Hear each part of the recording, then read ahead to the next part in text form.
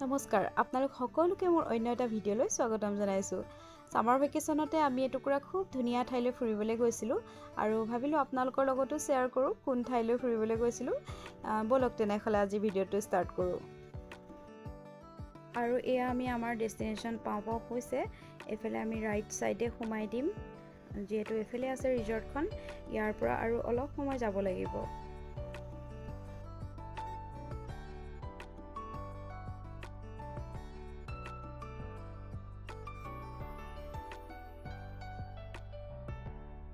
আৰু এয়া পথাৰৰ মাজে মাজে জংঘলৰ মাজে মাজেও গৈয়ে আছোঁ গৈ পোৱাগেই নাই। ৰাস্তাটো ইমান ঠিক নহয়, সেয়ে অকণমান জঁপিয়াই মেলি যাব লগা হৈছে আৰু এয়া আমি সকলোৱে আহিয়ে আছোঁ। চবেই এক্সাইটেড হৈ আছে কেতিয়া পামগৈ গৈ, কিয়নো 2-3 ঘণ্টা ৰাস্তা আমনিও লাগি যায়। আৰু এয়া আমি আহি পালোহি। বৰ ধুনীয়া লাগিছে এইডোখৰ পৰা দেখিবলৈ।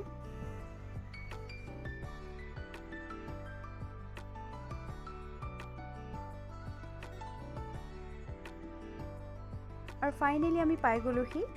গাড়ীৰ ভিৰ দেখিছেনে? ইমান ভিৰ হয় এই দিনকেইটাত, বিশেষকৈ ছামাৰ ভেকেশ্যনত সকলো মানুহ ফুৰিবলৈ আহে। আৰু আমি আহিছোঁ অৰুণাচলৰ নামচাইত থকা টুংটা ৰিজৰ্টলৈ। ইয়াৰ বহুকেইখন ৰিজৰ্টত আগতে আহিছোঁ যদিও এই ৰিজৰ্টখনলৈ প্ৰথমবাৰৰ কাৰণে আহিছোঁ আমি। আৰু টিকেট কাটি মেলি ভিতৰলৈ আমি সোমাই আহিলোঁ। খুব ধুনীয়া এটা পৰিৱেশ চাৰিওফালে।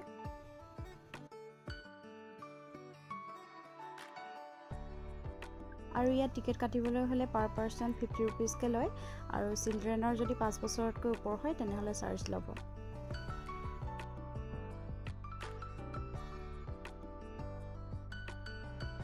এইফালে সৰুকৈ ছুইমিং পুল এটাও দেখিছোঁ, কিন্তু পানীখিনি বৰ লেতেৰা দেই। আৰু এইদৰে নদীখনৰ ওপৰতে এখন ধুনীয়া ব্ৰিজ বনাই থোৱা আছে। আজি পিছে মানুহ বহুত আছে দেই। আৰু ব্ৰিজখনৰ কাষে কাষে ঢেৰ সৰু সৰু ঘৰ আছে।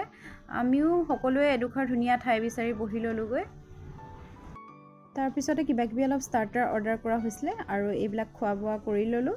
লগতে মই ঘৰৰ পৰা ক'ৰবালৈ গ'লে সদায় কিবা অকণমান লগত লৈয়ে যাওঁ, আৰু এয়া লৈ গৈছিলোঁ। পিছে এটা কথা দেই, ইয়াত এওঁলোকে বাহিৰৰ খানা এলাউ নকৰে, কিন্তু আমাৰ লগত যিটো ফেমিলি গৈছিলে তেওঁলোকৰ বেবী আছিলে, আৰু বেবী ফুড থকা বেগটোতে এইবিলাক সোমাই আছিলে যে, সেইকাৰণে বৰ এটা চেক নকৰিলে। আৰু এই টিকলাটোক দেখিছেনে কি টানি ফুৰিছে সি। কাপোৰ চেঞ্জ কৰি মেলি এয়া পানীত নামিলোগৈ। বৰ ঠাণ্ডা পানীখিনিও, কিন্তু প্ৰথম নামোতে অকণমান ঠাণ্ডা লাগে, তাৰপিছত এডজাষ্ট হৈ যায় আৰু।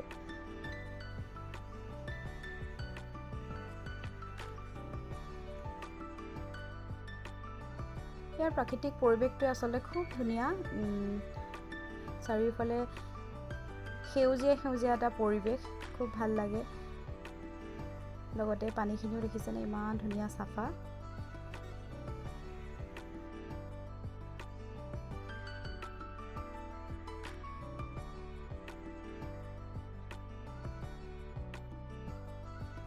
এইফালে দুজনে কিবাকিবি পাতি আছে আৰু ঢেৰ মানুহে খেলি আছে পানীত।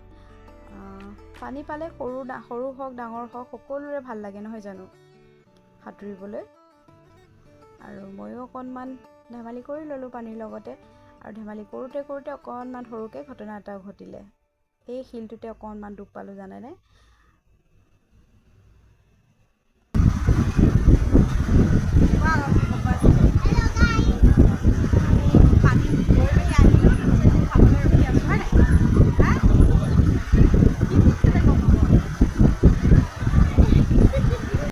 তাৰপিছতে আমাৰ খোৱা বোৱা হৈ গ'ল আৰু ধুনীয়াকৈ আকৌ কাপোৰ কানি চেঞ্জ কৰি ল'লোঁ।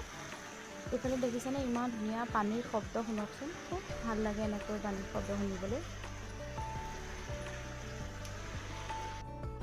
লগতে এইফালে ফটো দুখনমানো মাৰি লৈছোঁ। ফুৰিবলৈ আহি জানো ফটো নামাৰিলে হ'ব।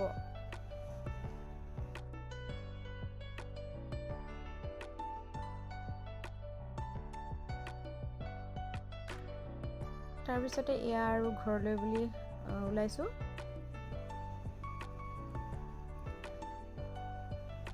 এইফালে মিস্কাই আকৌ ট্ৰি হাউচ এটা আছে বোলে, তাতে অকণমান উঠি পিনি চাওঁ বুলি ক'লে, সেইবাবে তাই অকণমান চাবলৈ গৈছে।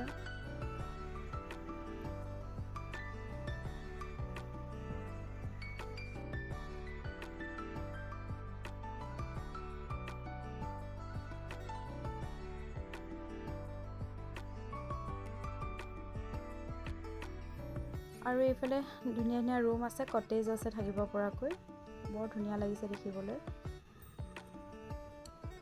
ৰাতি থাকিলে হয়তো আৰু ভাল লাগিব।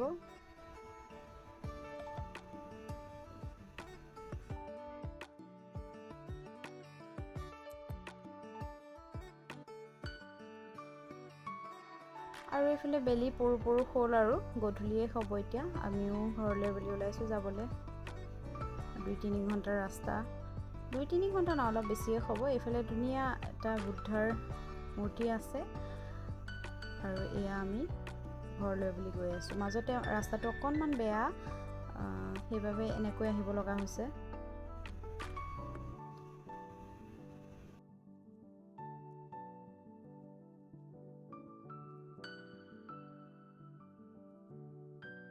তাৰপিছতে আমি ভাবিলোঁ একেবাৰে আকৌ ঘৰত খানা নবনাওঁ, একেবাৰে সোমাই যাওঁ আৰু ক'ৰবাত। সেইবাবে কৃষ্ণচূড়া ৰিজৰ্টতে আকৌ সোমালোঁ। খুব ভাল লাগে ৰিজৰ্টটো, মই আগতেও আহিছোঁ বাৰু।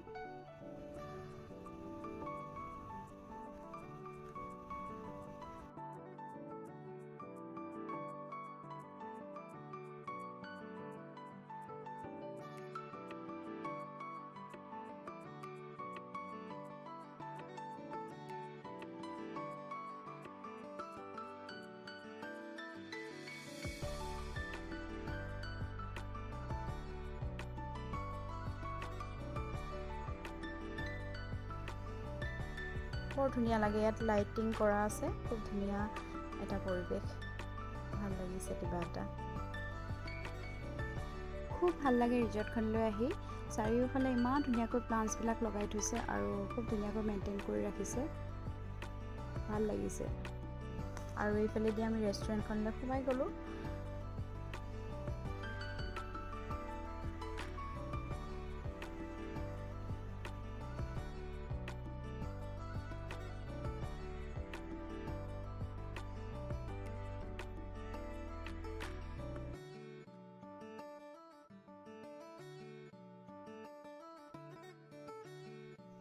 আৰু এয়া আমি দুজনে বহি লৈছোঁ বুঢ়া বুঢ়ী। আৰু মোৰ কপালখন দেখিছেনে কেনেকৈ ফুলি আছে। আচলতে মই কেনেকৈনো শিলটোত লাগি গ'ল পটককৈ ধৰিবই নোৱাৰিলোঁ। আৰু ইয়াতে আমি খোৱা বোৱা কৰি ল'লোঁ একেবাৰে।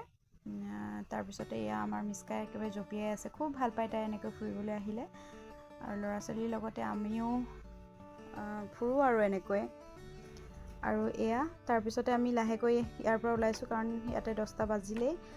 আজি ভিডিঅ'টো কেনেকুৱা লাগিলে জনাব। যদি ভাল লাগিছে লাইক কমেণ্ট শ্বেয়াৰ কৰি দিব। আৰু মই ইয়াৰ গাড়ীতে শুই আহিছোঁ, যথেষ্ট ভাগৰ লাগিছে। তেনেহ'লে আজিলৈ আহিছোঁ দিয়ক, বাই বাই।